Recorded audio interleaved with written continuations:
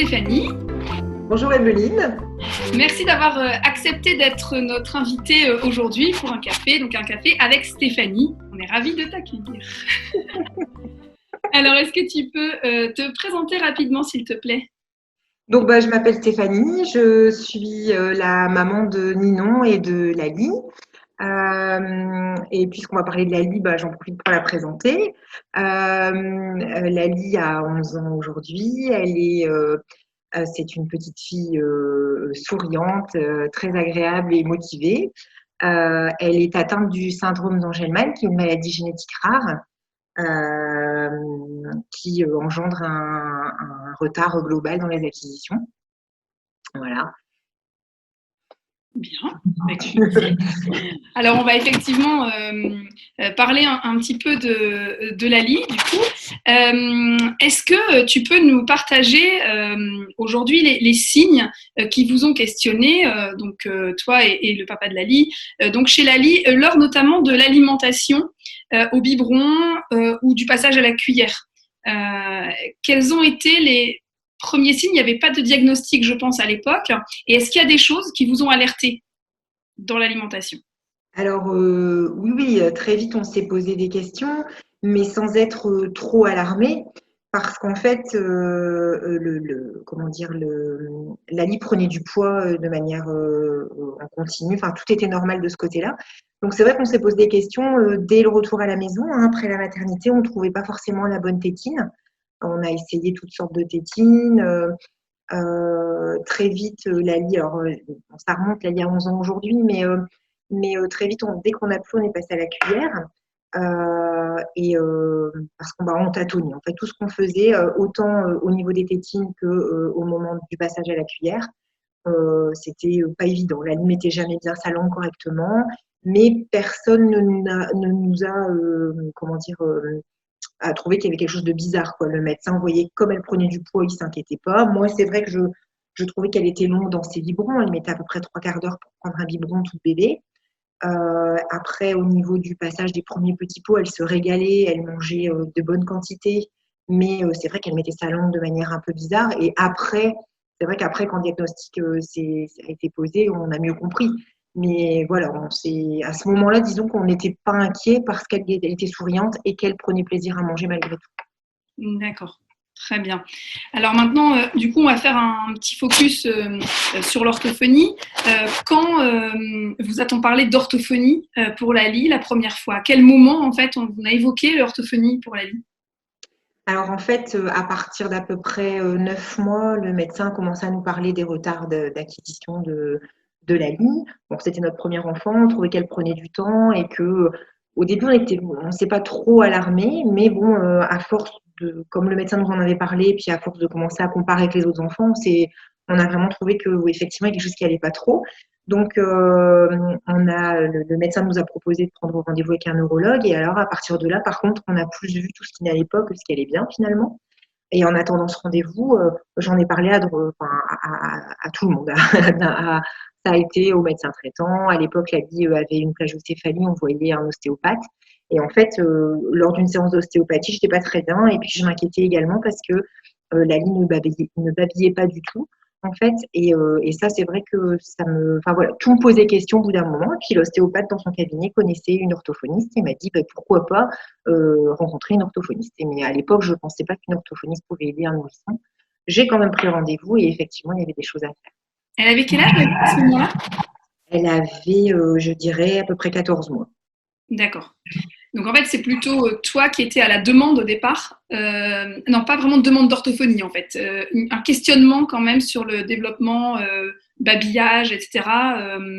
C'est ça pour C'est Lali. ça, oui. Et l'ostéopathe, du coup, a proposé en fait, évoquer l'idée de pouvoir faire un bilan ortho. Voilà, c'est ça. C'est ça. Ok. Et donc son premier bilan orthophonique, donc à 14 mois, c'est ça? C'est ça, oui. Ok. Et suite à ce bilan, quel a été du coup le projet en fait qui a été mis en place, qu'on appelle nous le projet thérapeutique, qui a été mis en place pour Lali dès ses 14 mois et en l'absence de diagnostic, hein, du coup. Oui, c'est ça. En fait, on n'a pas perdu de temps. En fait, déjà, il y a on a pu donc expliquer nous ce qu'on vivait à la maison. Donc à ce moment-là, on n'était déjà plus au biberon, on était passé à la cuillère, avec donc cette façon de manger qui était un peu particulière. Donc ça a été vu avec l'orthophoniste. Ensuite, on a vu aussi tout ce qui était sensoriel, le toucher, il y avait le toucher, la vue, l'attention visuelle. Il y a eu beaucoup de petites choses en fait qui ont été mises en place. Et je dirais même aussi le début de la communication quelque part, petit à petit. En fait, enfin, c'est un long chemin hein, puisque on y est encore aujourd'hui, quoi. Il y a aussi le traitement du bavage qui a été mis assez rapidement en place, qui posait problème à l'époque. La ligne ne fermait pas du tout la bouche, ou presque pas à l'époque. D'accord. Donc, dans un premier temps, l'ortho donc a travaillé sur ce qu'on appelle les compétences socles un peu de la communication, ce qui était un peu votre inquiétude, si je comprends bien, puisque c'était absence un peu de babillage, une communication qui était un peu particulière, et puis d'un autre côté sur tout ce qui était la partie plutôt alimentation. Avec un accompagnement, c'est ça, à la mise en place, donc de la cuillère, travail un peu des mouvements de la langue et la fermeture de bouche pour le bavage. C'est ça. Voilà, c'est ça, oui, tout à fait. Très bien. Et puis ensuite, il y a eu le passage au morceau. Alors, est-ce que c'était facile le passage au morceau pour Laly, si on a dans le développement alimentaire Alors, je ne sais pas si c'était difficile pour Laly ou difficile pour moi, mais en tout cas, tout ce qui était, ça a été une période en fait qui était un peu compliquée, c'est-à-dire que on attendait le diagnostic, du coup, on voyait plus notre enfant comme, on n'osait plus en fait, on voyait plus notre enfant comme un enfant ordinaire, et du coup, moi, j'avais très peur j'avais peur qu'elle s'étrangle avec les morceaux, et puis cette langue qui se mettait pas bien et qui du coup me gênait, enfin, autant tout ce qui était purée liquide, là, ça passait, bon, et c'était des fois un peu compliqué, mais elle avalait, ça allait, elle avalait bien, il n'y avait pas de problème. Que les morceaux, moi, ça me faisait peur. Et du coup, avoir été accompagnée à ce moment-là et me rendre compte que quelqu'un pouvait y arriver, et puis avec confiance, et donner confiance à Laly, finalement, ça a été un moment qui s'est relativement bien passé, en tout cas mieux que ce que j'avais pu imaginer, quoi. Et donc Laly actuellement mange des morceaux, elle est passée aux morceaux finalement comme tout enfant. C'est ça. Et d'ailleurs, elle a assez vite bien mastiqué. Elle avait une bonne mastication. Aujourd'hui, elle mange absolument de tout, quoi. C'était peut-être moi-même qui ai freiné pendant longtemps les choses. Et aujourd'hui, en tout cas, elle me surprend à manger vraiment de tout. Donc, au niveau alimentaire, finalement, et malgré le syndrome génétique de Laly, on peut dire qu'elle n'a pas de difficulté au niveau alimentaire, du coup. Non, du tout. Ok. Non, du tout. Et est-ce que, à ton avis, la prise en soin précoce et l'accompagnement parental dès toute petite, en fait, au niveau alimentaire, là je parle pour le coup, est-ce que tu penses que ça a eu un effet sur justement ce développement alimentaire qui est finalement bon? Est-ce que ça a été important du coup d'avoir cet accompagnement par l'orthophoniste dès le début pour les alimentaires? Carrément, ne serait-ce que, alors déjà premièrement par rapport à sa langue qui se mettait pas bien, il y a eu des choses à faire dans la bouche, la façon de poser la cuillère, je me souviens bien, ça a duré un moment ça d'ailleurs.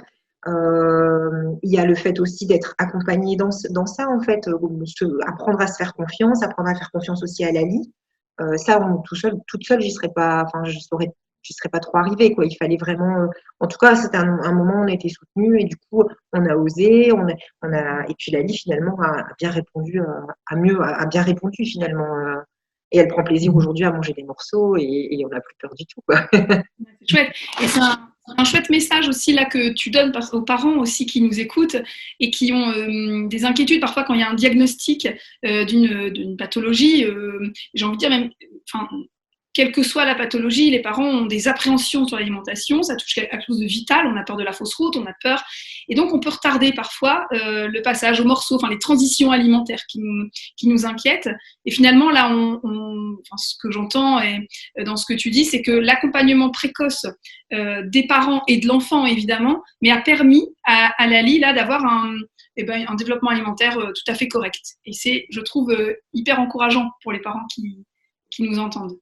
Mais je pense que d'être accompagnée, de ne pas se retrouver. Moi, je me souviens au départ quand j'avais envie d'essayer quand même, déjà je repoussais à chaque fois. Quand je me retrouvais toute seule au début, on a commencé le morceau avec l'orthophoniste, je remettais vraiment des petits morceaux, je n'osais pas trop, je me disais on verra ça au prochain repas thérapeutique. Et puis finalement, un jour, on s'y met, et puis après, ça va. Et je pense que Lali, effectivement, elle a eu ses premiers morceaux en bouche avec quelqu'un qui est en face d'elle, qui lui a dit t'inquiète pas, tu vas y arriver, c'est bon, ça va aller. Plutôt que maman qui était complètement stressée et qui n'aurait pas osé. Et je pense que ça, oui, c'est important. Ouais. Ça, c'est vraiment important. Super. Donc actuellement, Lali a 11 ans. Elle est toujours suivie en orthophonie. Oui. Avec d'autres objectifs thérapeutiques, du coup, puisque l'alimentation, tout est bien. Et notamment, il me semble, la mise en place d'une communication alternative.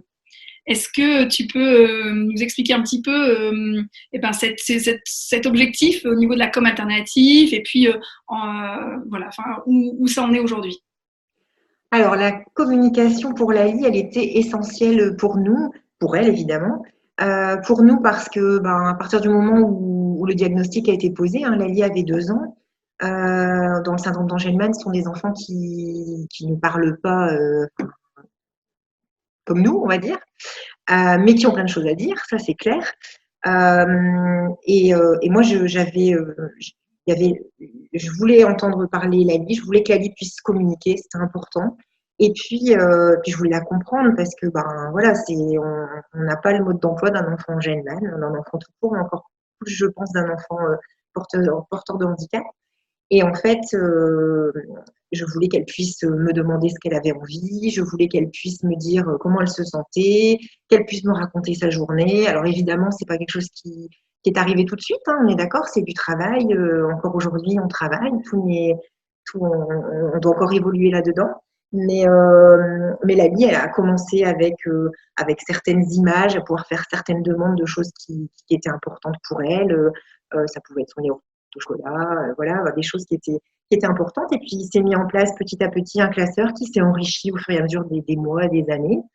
Et aujourd'hui, on est passé à l'iPad, en fait, à la tablette, et Lali est capable de pointer, encore avec un peu d'aide, hein, on est encore un peu à l'aider, mais en tout cas, les messages viennent bien d'elle, et elle est capable de me raconter en partie des choses fortes de sa journée, de me demander si elle a envie de regarder quelque chose, ou de manger quelque chose, ou d'aller quelque part. Voilà, enfin, pour nous, c'est juste génial, quoi. Il y a encore des choses à ajouter. Je pense que tout au long de sa vie, il faudra le personnaliser pour qu'elle puisse dire un maximum de choses. Mais en tout cas, aujourd'hui, ça évite énormément la frustration, d'un côté comme d'un autre, hein. Nous, on arrive à la comprendre. On peut lui faire comprendre plein de choses. Enfin, franchement, c'est chouette, quoi.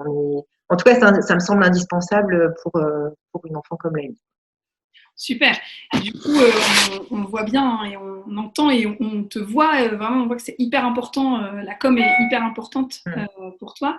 Est-ce que, parce que là, tu as résumé très rapidement en fait, hein, le chemin parcouru, est-ce que pour donner une idée aux personnes qui nous écoutent, c'est combien de temps entre le début, là on a parlé tout à l'heure des compétences socles, parce que c'est le début de la com finalement, hein, c'est ce qu'on disait, et jusqu'à aujourd'hui où on a un iPad avec une utilisation au quotidien qui semble de plus en plus fluide et qui peut dire de plus en plus de choses.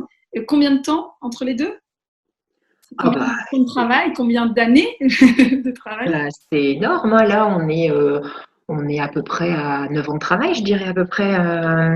Ouais, c'est quelque chose de long, avec des moments de beaucoup de progrès d'un coup, et puis des phases où ça stagne un petit peu. Donc, surtout pas lâcher à ce moment-là, quoi. Se dire que faut faire confiance à l'enfant, puis ça va continuer, puis il nous faut se booster, il faut continuer, il faut modéliser, voilà, faut pas laisser tomber ce moyen de com. Et aujourd'hui, mais on est hyper content de rien avoir lâché. Encore une fois, c'est un travail d'équipe, hein. L'orthophoniste était là aussi pour nous montrer comment faire, comment utiliser, nous rebooster à des moments où nous aussi, parce que par moment, on avait très confiance en Lali en se disant là, elle va y arriver, puis d'autres moments, on se dit c'est peut-être un peu trop dur pour elle, elle va peut-être pas y arriver. Voilà, c'est un travail d'équipe et de longue haleine, mais en tout cas, ça porte ses fruits. Et aujourd'hui, moi, c'est génial quand Lali me dit maman, je t'aime. Voilà, maman, j'ai fait ça, j'ai fait de l'équitation aujourd'hui. Est-ce que tu étais contente? Bah oui. Enfin voilà, quoi. Moi, je suis ravie et je trouve ça indispensable. Lali n'est pas du tout frustrée. Enfin, je veux dire, quand elle veut quelque chose, elle est en possibilité de le dire. Ça, c'est génial, quoi. En tout cas, c'était ma crainte quand j'ai su qu'elle ne parlerait pas. C'était ma crainte qu'on ne puisse pas communiquer ensemble. Et aujourd'hui, ça, c'est une crainte qu'on n'a plus du tout, quoi. elle communique avec toi, elle arrive à communiquer aussi avec sa sœur, avec d'autres personnes? Voilà, elle se fait comprendre, elle arrive à communiquer à partir du moment où la personne prend le temps de l'écouter, hein, parce que c'est toujours pareil, faut que l'iPad soit à disposition, faut qu'elle puisse, qu'on lui donne le temps de pointer, etc. Mais elle est tout à fait en capacité de parler à plusieurs personnes, ouais, ouais, tout à fait. Elle se fait comprendre également à l'IME où elle est. Voilà, chacun a trouvé, comment dire, chacun y trouve son compte, quoi. Lali peut communiquer, les personnes qui communiquent avec elle se font comprendre et la comprennent, et du coup, bah, ça roule, quoi, il n'y a pas de problème. Moins de frustration dans son comportement, c'est ça, vous avez observé moins Oui, de... c'est ça, bien sûr. Bah oui, oui, il y a des exemples, voilà, il y a des moments, elle se met à râler, on lui présente son iPad, on lui dit, mais tu veux quoi? Qu'est-ce qui se passe? Bah, je veux aller là, je veux faire ça, ou j'ai envie de ça.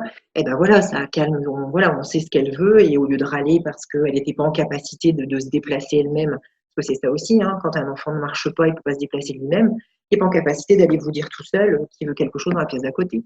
Donc là, avec l'iPad, c'est tout à fait possible. Super. Et donc, tu as parlé du partenariat aussi avec l'orthophoniste, mais j'imagine que c'est pas que l'ortho et les parents, qu'il y a aussi toute une équipe autour de Lali et sur la mise en place de la com qui est importante. Mais en gros, la communication, de toute façon, j'ai envie de dire, elle est mise en place par l'orthophoniste et les parents. C'est le début de, j'ai envie de dire, les outils sont mis en place, etc. Après, il faut que ce soit repris par tout le monde, la famille, les amis, les professionnels qui s'occupent d'elle, mais alors ça va du kiné à l'éducatrice dans le centre, tout le monde doit s'y mettre parce que tout le monde parle avec elle. Donc, je pense que l'outil est à utiliser avec tout le monde. Évidemment, c'est quelque chose donc, voilà, qu'on doit prendre en main, mais à partir du moment où on a envie, quand on a envie, on y arrive. Enfin, à partir du moment où on a envie de communiquer avec la vie, il n'y a pas de problème, on va y arriver. Super. Bah, écoute, merci beaucoup. En tout cas, on a bien... tu nous as vraiment donné un message, je trouve, hyper encourageant, tant pour les parents que pour les pros aussi, de santé, parce que ça donne envie. Donc c'est chouette. Est-ce que tu veux ajouter quelque chose? Est-ce qu'il y a un message que tu voudrais faire passer pour terminer ce café? Bien, bah, pour terminer ce café, moi j'aimerais bien dire que la prise en charge orthophonique, c'est quelque chose de très important, voilà, ça fait des années maintenant qu'on a cette prise en charge avec Lali. On voit qu'on avance, prend beaucoup de plaisir. Lali a fait énormément de progrès et vraiment, on est ravis, quoi. Et voilà, ça nous aide beaucoup dans la compréhension de Lali. Voilà, pour moi, c'est important. Travailler main dans la main autour de Lali, c'est chouette. Super. Et ben, en tout cas, c'est un plaisir et vraiment un grand merci Stéphanie parce que je pense que ça va rebooster plein de monde là.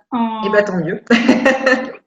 Et ben, très bien. En tout cas, on était ravis de t'accueillir pour un café sur Happy Ortho et puis et bien, à une prochaine avec grand plaisir. Avec plaisir aussi. Bye. Bye.